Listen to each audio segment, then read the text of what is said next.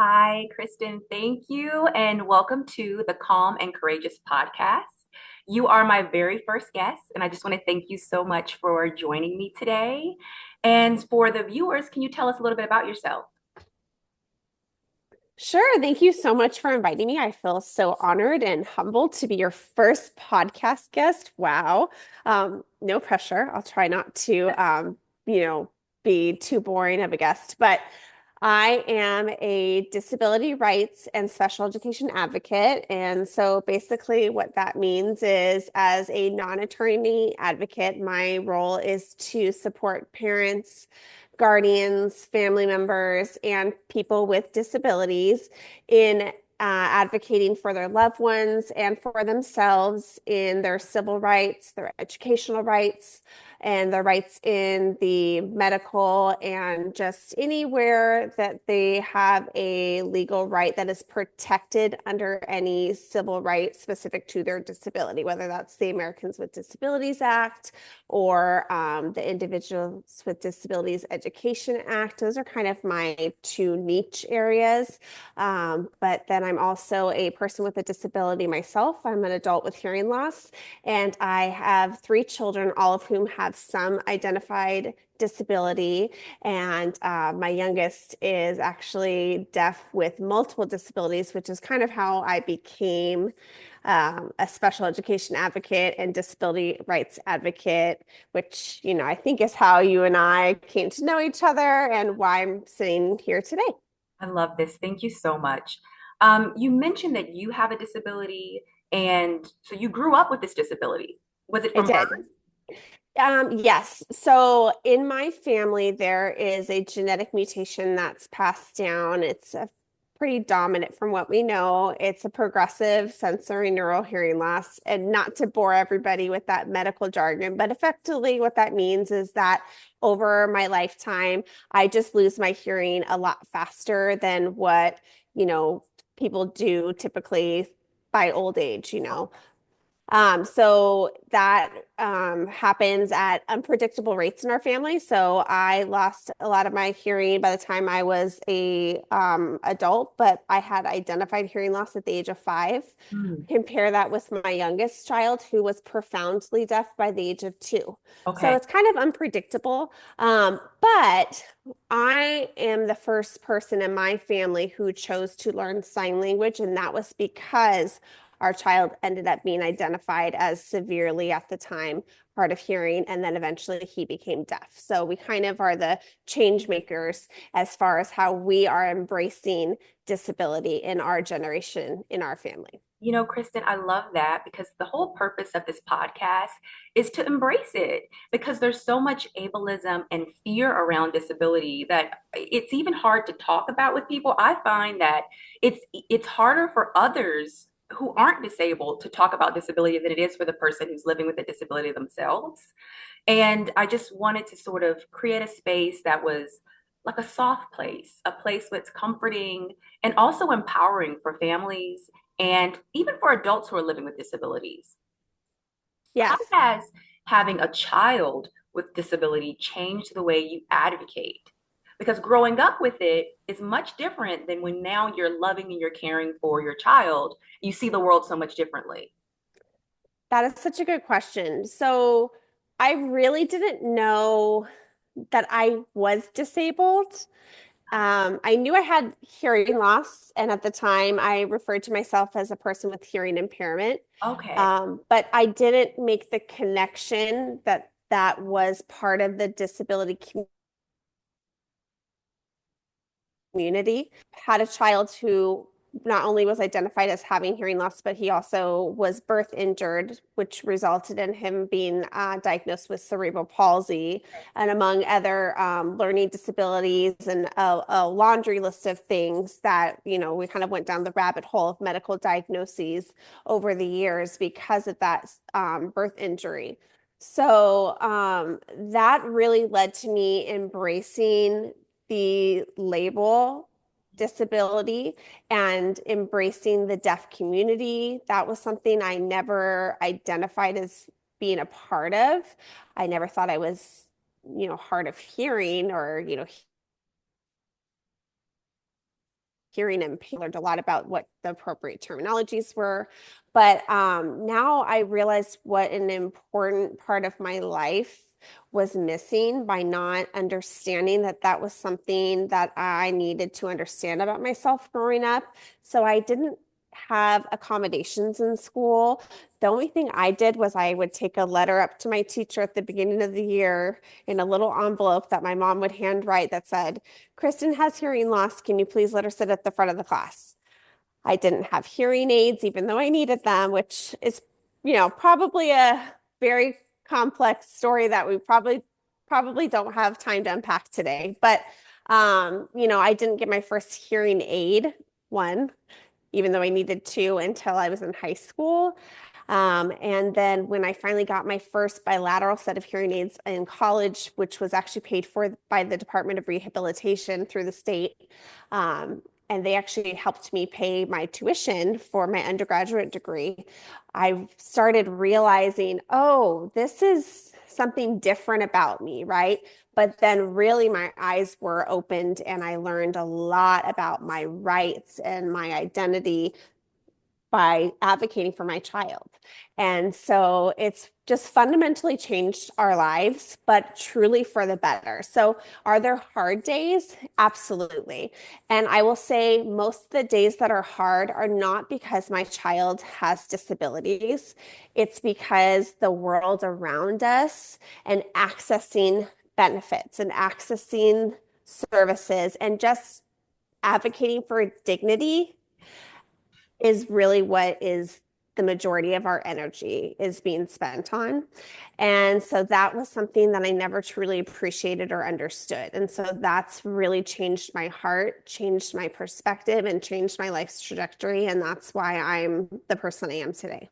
Which I adore and I admire so much because we need so many more people like you. Because not only are you equipped with knowledge and information, education, but you're also have a heart for it.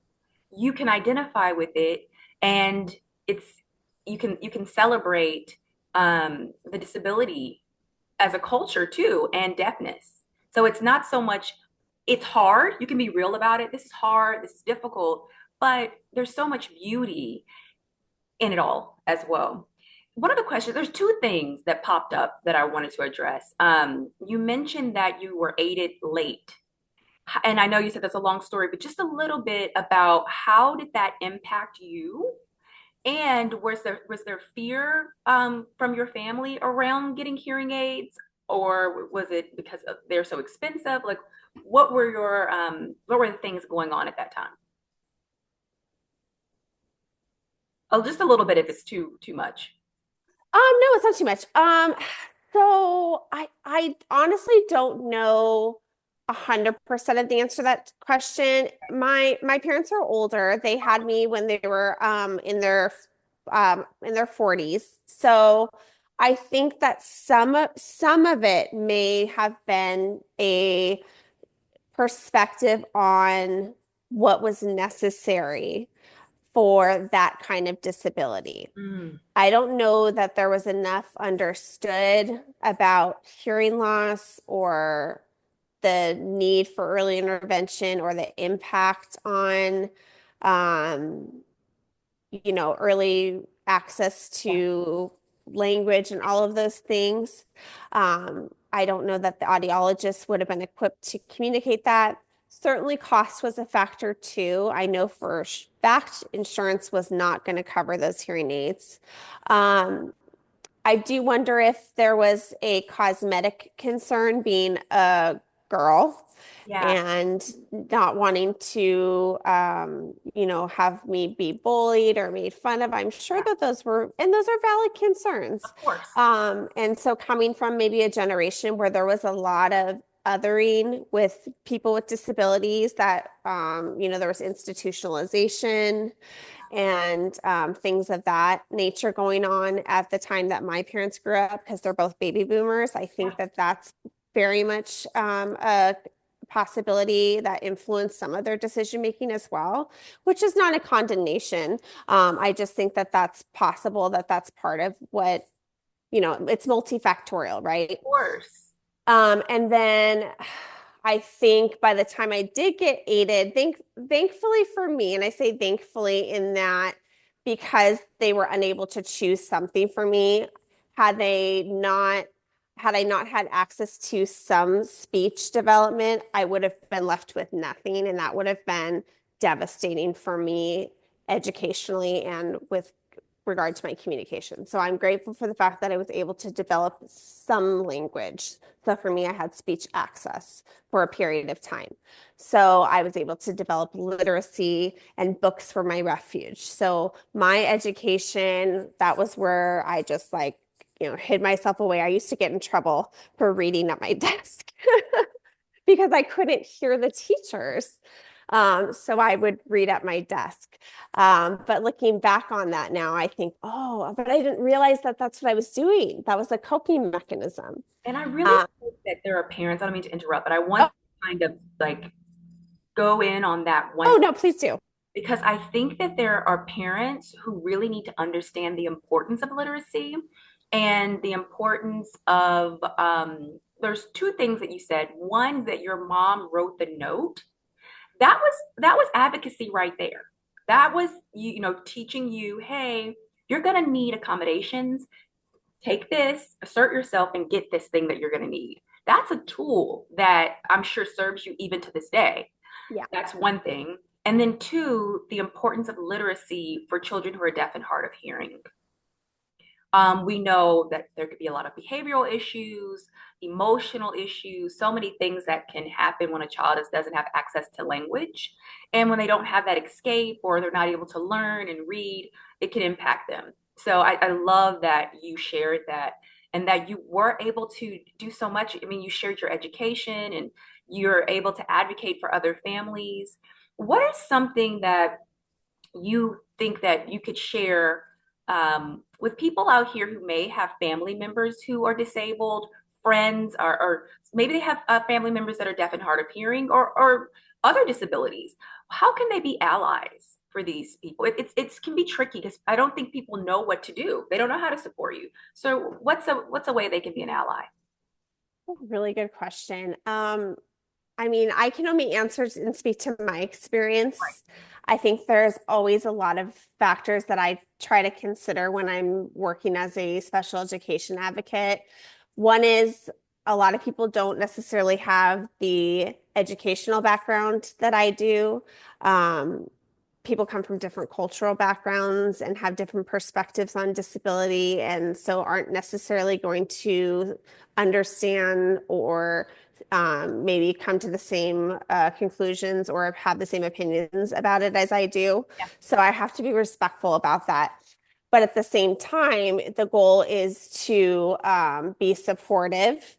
So, I always try to seek to understand and view people in the best light possible. So that's something that I just personally try to do. Um, and as I'm sorry, can you state your question for me one more time? That's okay. How can you share a way in which your family or other families can be an ally to people who Oh, are deaf and hard of hearing, to families who have children who are deaf and hard of hearing or have other disabilities? How can they support? How can they for me, for a good example is and I know this isn't easy, but I always ask family and close friends to just learn a few signs.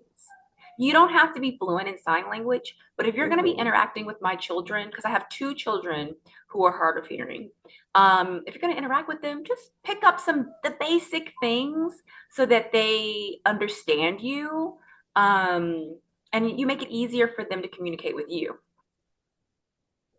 Yeah. Yeah, I think that that's very important. I know that there's, like I mentioned before, I try to view people from where they're coming from and view them in the best light possible.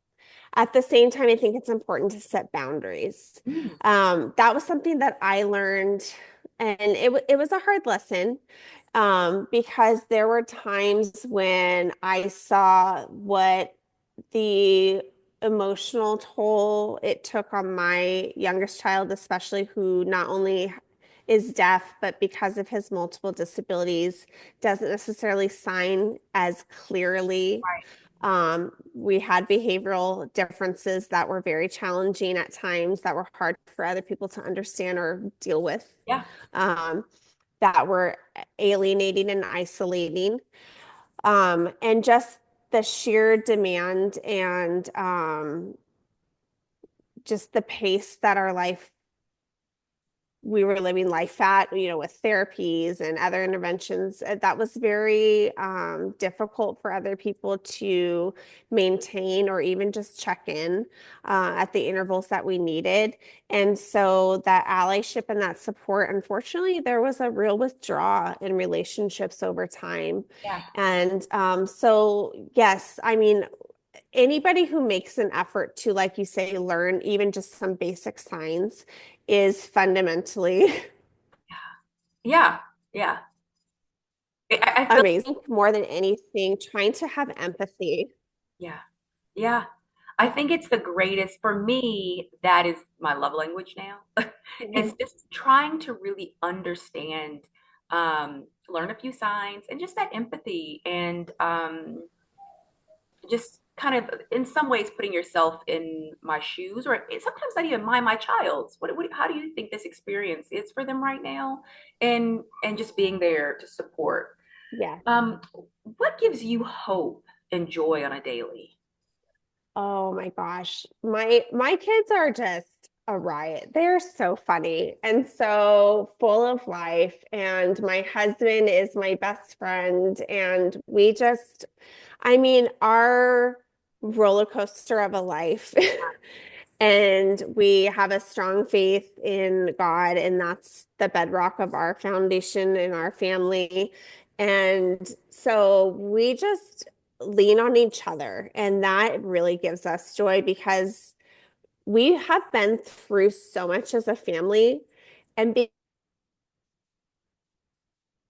because of that, it really is true. When you go through some of these just extreme challenges. Like we've been bedside in the hospital with our son, wondering, if we were going to see the other side of it and if we were ever going to see our child that we knew and loved smile again. And, so the little things really don't matter. And so, are there days where we forget that? Of course, Yeah. but the laughter and just the quality time that we get to spend together is truly precious and meaningful. And we're also a military family, and our time together can sometimes be finite. So we really I mean, we really just value the quality time that we have. And I just love, my sassy teenagers and my, when my youngest with, his multiple disabilities, it just says or signs a new word and just has a new milestone in his independence. I mean, I just appreciate it. I appreciate it so tremendously, and that brings me so much joy, I love genuinely. that answer. I'm the same, the same. It's just the little milestones. And I think when you do have a child with a disability, things that may seem so simple to a family that doesn't have that, it's everything. If there's a It's new everything. or they're able to do something for themselves or advocate for themselves or I really appreciate my son's he's in kindergarten and every now and then his teacher will send me an email that says Elijah is such a great leader, we can see how smart he is and how much he cares. It made my entire year. I need nothing else. Yes, With everything. absolutely. That filled your tank, right? Oh, I don't need anything else. That's all I needed. Thank Yeah. you. Yeah. So I completely understand. Can you tell me the ages of your kids one more time? Yeah, my daughter is 15. She's a freshman in high school. And then I have a son and she's my only hearing child. Okay. And then I have a son who's identifies as hard of hearing, and he's in seventh grade. He's 13. And then my son who's deaf with cerebral palsy, he's 11, almost 12. Okay. And for our listeners who may have a child with a disability, but also have a child who doesn't, is there anything that you do for her to support her? I guess they're called SIBs. the term is for them? I don't know what that thumb was. It just So popped. my daughter, oh yeah, I don't know. We have some emojis popping on our screen in Oh, Zoom. oh, okay, it's weird. Okay. Yeah, you can do like thumbs up or you can do hearts Oh, and oh, you get fireworks and how is that happening? Okay, I don't have it on my side. Okay. um yeah. So actually my daughter is not neurotypical. She's actually on the spectrum, Okay. but she has very low support needs. So even though she is my hearing child. She is neurodivergent. So she has her own set of ways that she needs to be accommodated in our family, but she is my coda. So she's the one that likes to, you know, boss her brothers around. She's a typical oldest Yeah, sister. older sister. But being that she is the only hearing sibling, I think she does have a particular set of needs within a family of a mom with hearing loss and two brothers. Our house is very loud. Oh my Um, gosh. and then given that noise is a sensitivity for her, I think sometimes that probably does make her a little crazy, but Yeah, she's very patient and loving. Thank goodness. Sometimes we do get on her nerves. of course. I know. I can imagine. Well, they get on each other's nerves anyway. I mean, that's family. Always, That's family. always. Yeah.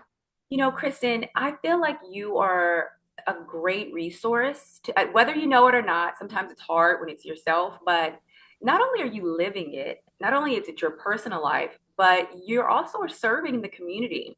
You really did take, and I'm a believer too. So you took this situation and you're using it for the world and you're using it to be of service. And I just really am so grateful because I remember when we first got our diagnosis and I joined California Hands and Voices. And California Hands and Voices, for those of you who don't know, is a parent driven nonprofit organization providing families who have children who are deaf and hard of hearing with resources and a network. And that's just a little synopsis of what it is, but it's so much more. When I found you on that Facebook group, and I reached out to you. You were so kind. You always answer all of my questions. And I just want to tell you how much I appreciate you. And I really appreciate you joining me today and being my first guest. I was so nervous, but you really did help me a lot. So thank you so much. Oh, my pleasure. That means so much to me. And I only got here because somebody else helped me when I needed it. And that was actually another Hands and Voices mom, Rhonda. So shout out to Rhonda Savage, who was there for me when I needed it, over a decade ago. So, that's how we get to where we are, and we hopefully can pay it forward when we're in a place of giving. Yeah. And I'm hoping that some parents will listen to this today and it'll give them a little bit of hope to see, just sort of break those barriers, help there's so much that's going on in our society today. There's so much more acceptance all around, but there's still a lot of ableism and a lot of things that can get in the way of someone's life who's living with a disability. And so hopefully we can open the eyes to people who are typical or who don't have disabilities. Maybe they can gain more of an understanding, and we can take away a lot of that shame for families that are living with disabilities. And Absolutely. thank you again. And this was the first episode of the Calm and Courageous podcast for parents raising children with disabilities. Thank you so much, Kristen. I really appreciate you.